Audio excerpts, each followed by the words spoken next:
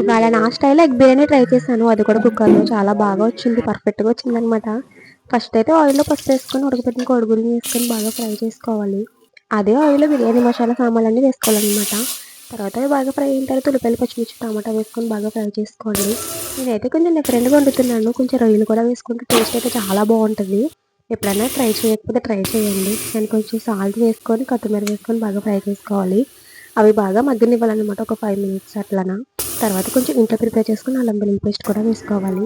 ఒక గ్లాస్ బాస్మతి బియ్యం నానబెట్టుకొని అందులో వేసుకొని కొంచెం గరం మసాలా యాడ్ చేసుకొని కుక్కర్ పెట్టేసుకోవడమే.